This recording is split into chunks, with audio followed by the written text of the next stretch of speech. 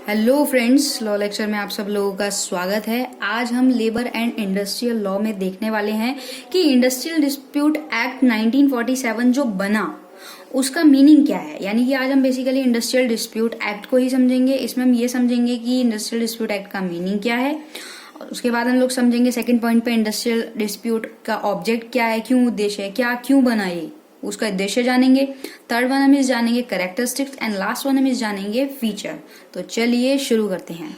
सबसे पहले मीनिंग की बात करें कि इंडस्ट्रियल डिस्प्यूट एक्ट है क्या। तो इंडस्ट्री हम पहले सब वीडियो में समझ चुके हैं। अब इंडस्ट्रियल डिस्प्यूट क्या, तो इंडस्ट्रियल डिस्प्यूट मतलब होता है कि मान लीजिए कि या तो किसी एम्प्लॉयर और एम्प्लॉयर के बीच में हो, एम्प्लॉयर या वर्कमैन के बीच में हो, वर्कमैन या वर्कमैन के बीच में कोई लड़ाई जो होती है, कोई डिस्प्यूट जो होता है, उसको इंडस्ट्रियल डिस्प्यूट कहते हैं। ठीक है जी, जो कि कनेक्टेड रहता है किसी से। 3 पॉइंट उसके बता दिए कि या तो एम्प्लॉयमेंट और नॉन एम्प्लॉयमेंट को लेके होगा, या टर्म्स ऑफ एम्प्लॉयमेंट को लेके होगा, या with the condition of labour of any person, उसको लेके डिस्प्यूट होता है।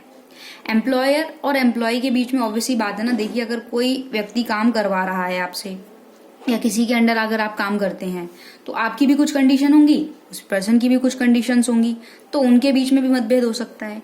दोनों एम्प्लॉयर के बीच में भी मतभेद हो सकता है, या दोनों वर्कमैन के बीच में भी मतभेद हो सकता है, डिस्प्यूट हो सकता है। तो वो जो डिस्प्यूट होगा वो इंडस्ट्रियल डिस्प्यूट के अंडर में आएगा। अब बात करते हैं ऑब्जेक्ट की, कि इंडस्ट्रियल डिस्प्यूट एक्ट का आखिर ऑब्जेक्ट क्या है, उद्देश्य क्या है, क्यों इसको बनाने की जरूरत पड़ी।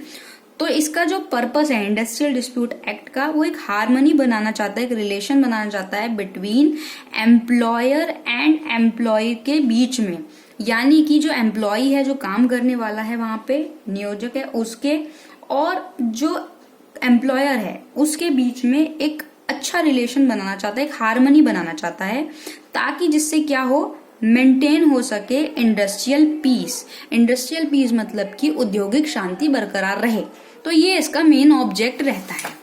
उसके बाद बात करते हैं इंडस्ट्रियल डिस्प्यूट एक्ट, जो उसके प्रिंसिपल हैं। ऑब्जेक्ट नंबर 1 तो यही है भाई कि सीधी सी बात है, promotion of major for securing जब आपके एक गुड रिलेशन रहेंगे एम्प्लॉयर और वर्कमैन के बीच में, तो जितने अच्छे रिलेशन होंगे उतने अच्छे से ही काम होगा, क्योंकि आप जोर जबरदस्ती से किसी से कोई भी काम नहीं करा सकते। तो जितना गुड रिलेशन होगा उतना ही बेटर है इंडस्ट्री पीस के लिए। दूसरी बात है कि प्रिवेंट करते हैं। इंडस्ट्रियल डिस्प्यूट एक्ट क्यों बना, ताकि प्रिवेंट हो सके, रोकथाम हो सके इनलीगल स्ट्राइक वगैरह, लॉकआउट वगैरह। तालाबंदी कर देते हैं, स्ट्राइक पर देते हैं, धरने पे बैठ जाते हैं, तो इनलीगल तरीके से वो ना करें। तो एक तरीके से ये चेक है, प्रिवेंट करते हैं। थर्ड पॉइंट, रिलीफ रहेगा वर्कमैन को, मैटर ऑफ ले ऑफ हो गया, रिट्रेचमेंट हो गया। अच्छा, ये जो टर्म्स हैं स्ट्राइक, ले आउट, ले ऑफ और रिट्रेचमेंट, इसके लिए हम एक अलग वीडियो बना लेंगे ताकि हम इसको अच्छे से डिटेल में समझ सके कि होता क्या है। बेसिकली ले ऑफ में क्या होता है कि आपको एक जबरी छुट्टी दी जाती है, जबकि रिट्रेचमेंट में आपका साथ ये सीन होता है, रिट्रेचमेंट की कंडीशन में, कि जब मतलब एक तो होता है ना कि आपको कंपनी ने छुट्टी दे दी, और एक होता है छटनी। तो रिट्रेचमेंट वाली जो चीज है वो होती है छटनी करना। तो ये हम आगे देखने वाले हैं। Fourth one is collective bargaining. अब बात करते हैं कि इंडस्ट्रियल डिस्प्यूट की जो कैरेक्टरिस्टिक्स हैं, तो वो किस चीज के लिए, मतलब किस चीज के लिए है वो कैरेक्टरिस्टिक्स, तो वो हम नीचे देखेंगे। फॉलोइंग कैरेक्टरिस्टिक्स हैं। Number 1, there must be dispute और डिफरेंस। सेकेंड, द डिस्प्यूट और difference must be between specified party होती हैं। यानी कि अभी हम जैसे हमने पहले देखा कि एम्प्लॉयर या एम्प्लॉय या एम्प्लॉयर के बीच में होगा, एम्प्लॉयर या वर्कमैन के बीच में कोई स्पेसिफाइड पार्टी है ना, दो पार्टी भाई, या तो एम्प्लॉयर और एम्प्लॉय के बीच में हो जाएगा, या एम्प्लॉयर और वर्कमैन के बीच में हो जाएगा, या वर्कमैन आपस में ही लड़ने लगेंगे, जो काम करने वाले हैं वो आपस में उनके डिस्प्यूट होगा। तो स्पेसिफाइड पार्टीज होती हैं। उसके बाद इंडस्ट्रियल डिस्प्यूट के डिफरेंसेस जो मस्ट बी कनेक्टेड रहता है स्पेसिफाइड सब्जेक्ट। यानी कि एक सब्जेक्ट मैटर होगा तभी तो किसी बात पे तो ही तो डिस्प्यूट होगा ना, बिना बात के, बिना मैटर के तो कोई डिस्प्यूट हो ही नहीं सकता। तो वो स्पेसिफाइड डिस्प्यूट क्या, जैसे कि एम्प्लॉयमेंट और नॉन एम्प्लॉयमेंट को लेके होगा, या टर्म्स ऑफ एम्प्लॉयमेंट को लेके होगा। फोर्थ हम देखते हैं इसमें कि the dispute and difference so risen between the specified party और specified subject matter related to industry होना चाहिए। ऐसा नहीं है कि इंडस्ट्री के बाहर का मैटर है तो भाई उस पर तो लड़ने का कोई दुख ही नहीं बनता। तो स्पेसिफाइड मैटर रहेगा जो कि रिलेट क्या रहेगा, इंडस्ट्री से रिलेटेड रहेगा। अब उसके बाद बात करते हैं कि भाई इंडस्ट्री से रिलेटेड तो रहेगा, ये चीज हो गई। अच्छा, इसमें एक चीज और देखने वाली है, इसमें ये चीज देखने वाली है कि जब इंडस्ट्रियल डिस्प्यूट की जो कंडीशन होती है, जब इंडस्ट्रियल डिस्प्यूट होता है तो उसके रीजन क्या है, उसके कारण क्या है। तो ये मैं आपको वैसे ही बता देती हूँ कि उसके कारण, उसके रीजन क्या है। बेसिकली उसके रीजन ये है कि जब भाई मंदी चल रही होती है, काम नहीं, अब जैसे लॉकडाउन में हम लोग देख रहे हैं कि कितना बिजनेस जो है काफी लोगों का ठप हो गया है, तो उस कंडीशन में क्या होगा भाई, उस कंडीशन में जो श्रमिक है वहां से जो काम करने वाले हैं उनको निकाला जाएगा या उनकी सैलरी में कटौती होगी, कई लोगों की हुई भी है। तो ये एक कहते हैं इंडस्ट्रियल डिस्प्यूट का रीजन हो सकता है, मेन जो कॉज है ना, कॉज हो सकता है। या ये भी हो सकता है जो वहां पे मजदूर वगैरह होंगे वो कुछ ऐसी इनलीगल एक्टिविटी के अगेंस्ट कार्य कर रहे होंगे जो उनको नहीं करना चाहिए, काफी इनलीगल एक्टिविटी होती है। या जो एम्प्लॉयर और वर्कमैन होंगे उसके बीच में कोई ऐसी मतलब असहमति होगी, कोई उस तरीके से अच्छे से रिलेशन नहीं बन रहा होगा, उनके बीच में मतभेद हो जाएगा। तो ये कंडीशंस होती हैं जब इंडस्ट्रियल डिस्प्यूट होता है। तो ये कुछ रीजन है। अब उसके बाद बात तो करते हैं कि मेन फीचर क्या है, main feature of the act, मतलब कि इस एक्ट की मुख्य विशेषता क्या है। तो देखो, कोई भी इंडस्ट्रियल डिस्प्यूट रेफर होगा इंडस्ट्रियल ट्रिब्यूनल में, ठीक है, एग्रीमेंट रहेगा पार्टीज का, और स्टेट गवर्नमेंट जो है इसके अंडर पे मतलब स्टेट गवर्नमेंट के अंडर में रहेगा। और दूसरी बात, एक award shall be binding both party के लिए रहेगा, dispute for the specific period के लिए रहेगा, एक्सीडिंग नहीं होगा, 1 ईयर से ज्यादा आप उसको बाद नहीं कर सकते कि भाई 1 ईयर हो गया उसके बाद अब कोई मैटर पिला रहे हो, ठीक है। स्ट्राइक और लॉकआउट वाली जो सिचुएशन होगी वो प्रोहिबिटेड होगी, कब होगी वो नीचे कंडीशंस हैं। Number 1, during the pendency of conciliation and adjudication proceeding, जब प्रोसीडिंग चल रही होगी, प्रोसीडिंग के टाइम पे जो है आप ना तो स्ट्राइक कर सकते और ना ही आप लॉकआउट कर सकते हैं। सीधी बात है ना, आप धरना भी नहीं दे सकते, और जब धरना नहीं दे सकते तो आप वो क्या कहते हैं, एक तरीके से लॉकआउट भी नहीं कर सकते, ठीक है, तालाबंदी नहीं कर सकते।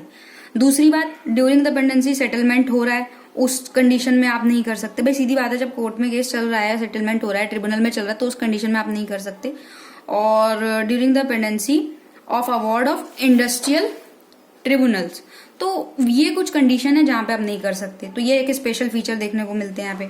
उसके बाद 4th point, in case of lay off और रिट्रेचमेंट, यानी कि अगर इस तरीके की कंडीशन होती है जहां पे ले ऑफ और रिट्रेचमेंट वाली कोई कंडीशन होती है, तो उस कंडीशन में जो है कंपनसेशन देना पड़ेगा।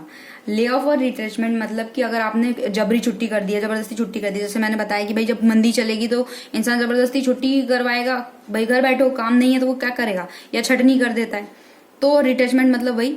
तो अब उस कंडीशन में क्या होगा, कंपनसेशन देना होगा, ठीक है। तो ये इसका एक कह सकते हैं कि इसकी मुख्य विशेषता, स्पेशल फीचर बोल सकते हैं। अब या फिर ये कंडीशन हो सकती है कि provision has also made payment और कंपनसेशन तो देना पड़ता है, ठीक है।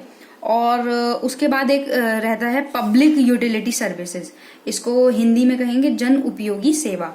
तो जन उपयोगी सेवा जो है, जैसे हड़ताल वगैरह है तो तालाबंदी है, तो उसको इसीलिए इतना हार्ड बना दिया, इसलिए इतना उसको टफ बना दिया तालाबंदी वगैरह इन सब चीजों को, ताकि क्या है कि जब इमरजेंसी की सिचुएशन हो उसके लिए जो और भी कोई क्या कहते हैं इंडस्ट्री वगैरह होंगी तो जन उपयोगी सेवा में जहां पे सम्मिलित हो सके।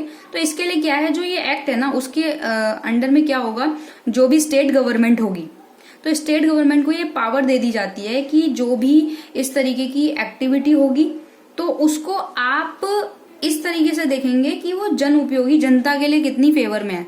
तो ये एक स्पेशल फीचर है पब्लिक यूटिलिटी सर्विसेज। एक रहता है सोशल और इकोनॉमिक जस्टिस। सीधी सी बात है ना भाई कि हम पढ़ते हैं कि अपने प्रिमल में कि सोशल और इकोनॉमिक जस्टिस की हम बात करते हैं, और अगर वही ना मिले तो समाज में एक जो न्याय की व्यवस्था है ना वो ये देखते हैं कि भाई उसके प्रस्तावना में भी है कि भाई सोशल और इकोनॉमिक जस्टिस होना चाहिए। तो उसके अंतर्गत जो एम्प्लॉयर हैं, जो श्रमिक वगैरह हैं, उनको एक सोशल जस्टिस मिलना चाहिए। और क्योंकि क्या है कि कई लोग जो हैं इस तरीके से कमजोर वर्ग के, इनको एक तरीके से माना जाता है कि बेचारे निम्न वर्ग के, कमजोर वर्ग के हैं।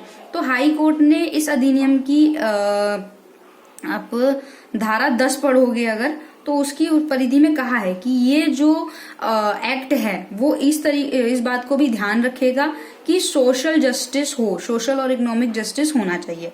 तो ये कुछ स्पेशल फीचर हैं इस एक्ट के, इंडस्ट्रियल डिस्प्यूट एक्ट के। तो आई होप ये वीडियो आपको अच्छी लगी होगी और ये टॉपिक आपको क्लियर हुआ होगा। वीडियो पूरी देखने के लिए thank you so much. Video अच्छी लगे तो लाइक कीजिएगा, शेयर कीजिएगा, चैनल को सब्सक्राइब कीजिएगा।